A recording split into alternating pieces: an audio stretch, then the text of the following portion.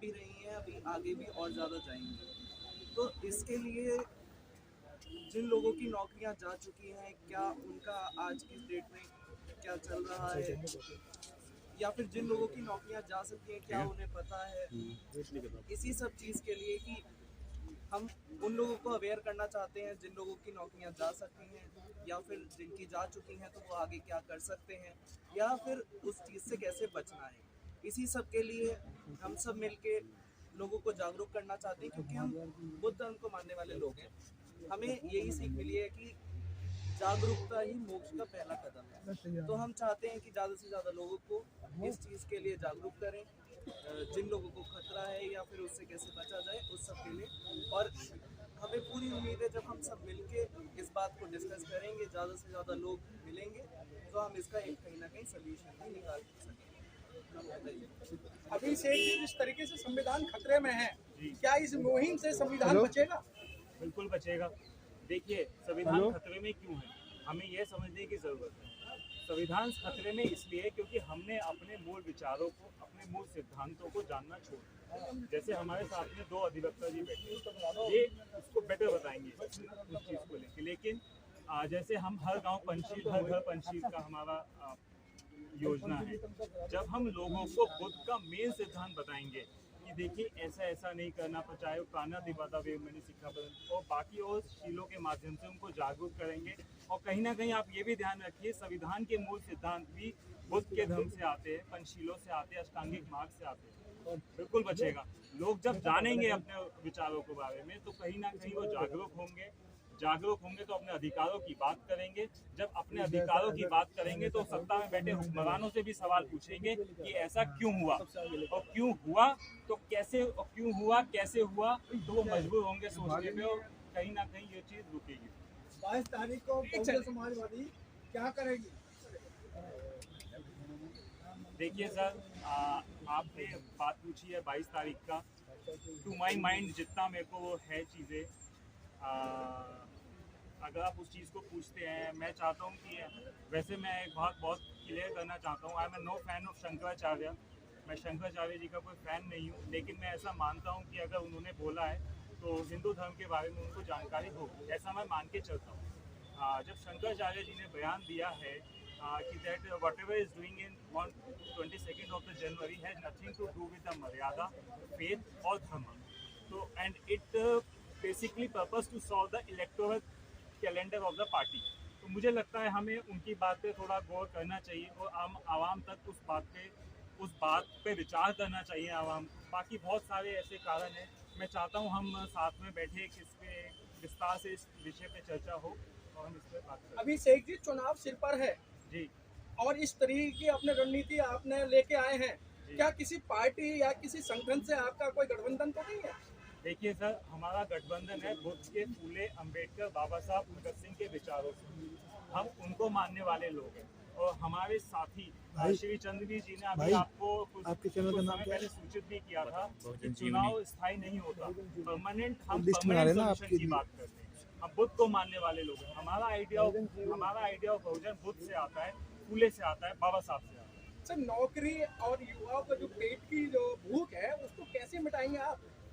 देखिए सर, मैंने कहा ना, मैं ऐसा मान के चलता हूँ कि पेट की भूख से ज़्यादा दिमाग की भूख जो होती है, अगर व्यक्ति विचारों से मजबूत होगा तो वो ये जानने की कोशिश करेगा मेरा शोषण कहाँ हो रहा है।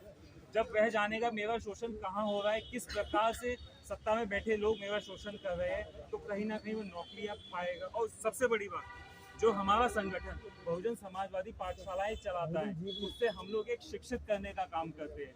जब हम लोग शिक्षित करने का काम करते हैं तो कहीं ना कहीं लोग वो नौकरियों में भी जाएंगे और जरूर वो अपनी आजीविका का सवाल भी पूरा करेंगे। अशोक जी, जिस तरीके से देश के अंदर लाखों संगठन बन चुके हैं, बाबा साहब पे, सावित्रीबाई फूले पे, गौतम बुद्ध पर, क्या ये अपनी दुकानें नहीं चला रहे हैं? समाज के बारे में इन्हें सोचने को मौका मिलेगा या नहीं मिलेगा? देखिए, संगठन बनाना उनका अधिकार है, लेकिन जो आपने कहा, समाज में उनको अपनी गतिविधि जारी रखनी चाहिए, समाज में अपने कार्यक्रम जारी रखने चाहिए, जो विचारधारा उसे फैलाने का काम करना चाहिए। संगठन बना लिया, अच्छी बात है। मान्यवर कांशीराम ने कहा था कि राजनीति चले न चले, सरकार बने या न बने, लेकिन सामाजिक आंदोलन की गति धीमी नहीं जब से सामाजिक आंदोलन की गति धीमी हुई है तभी से हमारा जो समाज और सत्ता से दूर चला गया। और सामाजिक आंदोलन, यही सामाजिक आंदोलन है, कम से कम जो सामाजिक आंदोलन है, पंचशील के जो झंडे हैं, जब ये घर घर तक जाएंगे पता लगेगा लोगों को, बहुतों को जो नहीं पता है कि पंचशील क्या है। और आपने देखा होगा कि जो दूसरे धर्मों के लोग हैं, चाहे आप गुरुद्वारे पे जाएंगे उनका अलग झंडा मिलेगा, जो मुस्लिम है जो पुराना धर्म है उनका झंडा अलग मिलेगा, सबके झंडे मिलते हैं। तो झंडे से भी एक पहचान है, क्योंकि मार्केट में एक चीज़ है जो दिखता है वो बिकता है। जब हम मार्केट में जाते हैं तो कुछ अच्छी चीज़ें दुकान के बाहर जो है लटकी रहती हैं, उनको देख के लगता है भाई ये वाला पीस निकाल दो, ये अच्छा है। तो जो दिखता है वो बिकता है।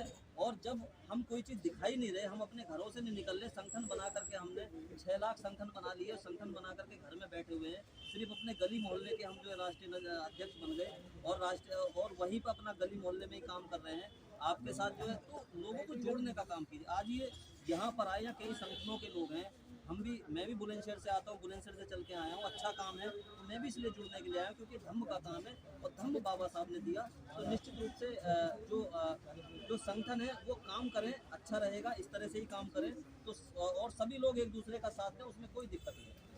सुनीता कमल जी, जिस तरीके से आप समाज की सेवा कर रही हैं, महिला नजर नहीं आ रही हैं। और दिल्ली में सभी के पेट भरे हुए हैं, लेकिन महिलाएं किसी भी आंदोलन में शरीक नहीं हो रही हैं। महिलाएं आंदोलन में नहीं आ रही हैं, इसके लिए वैसे हम अक्सर आंदोलनों में जाते हैं तो मुझे तो महिलाएं दिखती हैं, उतना भी नहीं है, लेकिन धीरे धीरे जागरूकता आ रही है और उनका भी सहयोग उसी तरह से है। अभी आप देखिए मीडिया में भी अगर आप देखेंगे, यहाँ आपको नज़र नहीं आएंगी, लेकिन कैमरे लगे हुए हैं, वो पीछे खड़ी हुई हैं। सहयोग है उनका, उस तरह से नहीं है वो मैं मानती हूँ, जिस तरह से होना चाहिए, पर धीरे धीरे। सुनीता जी, देश को आजाद हुए 74-75 साल हो गए हैं, लेकिन उसके बावजूद महिलाओं को बार बार यही पुरुष लोग कहते हैं महिला नहीं सुधर रही है, महिलाओं के ना सुधरने का सबसे बड़ा कारण जो मैं समझती हूँ, जमीनी स्तर पे जितने भी हमारे समाज की कम्युनिटी के जितने भी जमाव बाड़े हैं, खासकर दिल्ली के बाहर का मुझे नहीं पता, जितने भी चौपाड़े हैं, बुद्ध विहार है, कम्युनिटी सेंटर है, मुझे लगता है अगर उनके ठेकेदारों को थोड़ा सा दुरुस्त कर दिया जाए और वो खुले समाज के लोगों के लिए, तो वहाँ शिक्षा भी अच्छी होगी, महिलाओं के विचारधारा में भी बदलाव आएगा, जो मनवादी सोच का जो हम पाखंडवाद का जो कह रहे हैं उसमें भी बहुत सुधार आएगा।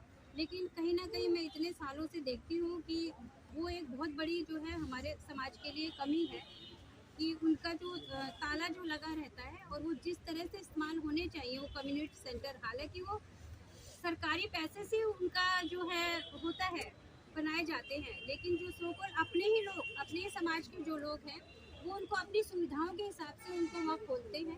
अगर वो समाज हित के लिए, अगर मुझे लगता है वो संडे की संडे या कभी भी हर तरह से वहाँ बच्चा, बड़ा, औरत, बूढ़ा, रिटायरमेंट, जो ताश खेलने या फिजूल टाइम खराब करने के लिए जो उनका इस्तेमाल होता है वो ना हो, कि अगर समाज हित में हो तो मुझे लगता है बहुत अच्छा और बड़ा बदलाव हम ला सकते हैं। अगर पंचशील और संविधान से कोई असर पड़ेगा? हाँ जी, जिस तरीके से ये पंचशील की बात की जा रही है और संविधान में घर घर बाधा था, क्या इससे कोई देश पर कोई असर पड़ेगा?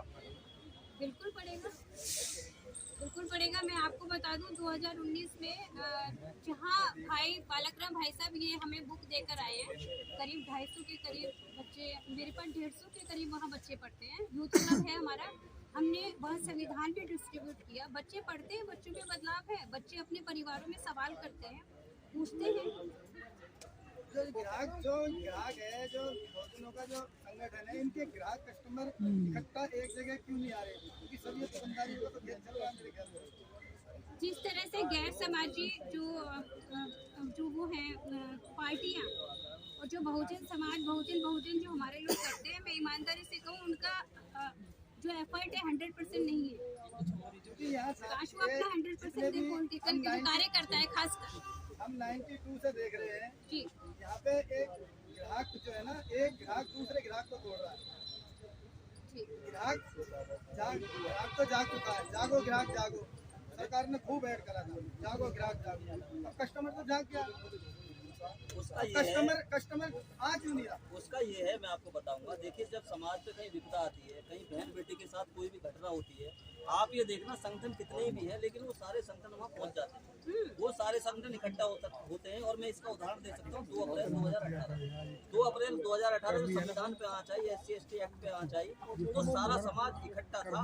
वो बात सही है जो आप कह रहे हैं, कहीं ना कहीं किसी का कुछ व्यक्तिगत हो सकता है, लेकिन मैंने अभी थोड़ी देर पहले कहा था कि उनको घर से निकलना पड़ेगा, घर से निकल के काम करना पड़ेगा। घर से जब तक आप नहीं निकलेंगे तब तक विचारधारा परिवर्तन नहीं होगी। हम जैसे कि भिक्षु हैं, भिक्षु बन तो गए वो, लेकिन बुद्ध विहारों में बैठे हुए हैं। उनका काम है जो है बुद्ध विहारों में बैठ करके उनका काम है कि और वो अपने गली मोहल्लों में जाए, जारी का करें, लेकिन वो नहीं कर रहे। कुछ भिक्षु राजनीति कर रहे हैं। तो इस तरह से ये सभी जो लोग हैं इनको समाज में जाना चाहिए, समाज में विचारधारा स्थापित करनी चाहिए। जैसा भी क्वेश्चन आया उन्होंने कहा कि संविधान बटेगा, घर में होगा तो पढ़ेंगे भी, पंचशील होगा, दिखाई देगा तो बच्चे भी पूछेंगे पंचशील क्या है। तो परिवर्तन होगा और इकट्ठे होते, समाज आज भी संगठित है और संगठित होता है। ये बात सही है कि संगठन बने हुए, लेकिन विचारधारा जहाँ कोई घटना होती है, कोई बात होती है, वो इकट्ठे होते हैं। थैंक यू सर, धन्यवाद। सर कुछ बिहार जो है पाठशाला है, वहाँ जब पढ़ने नहीं जाएंगे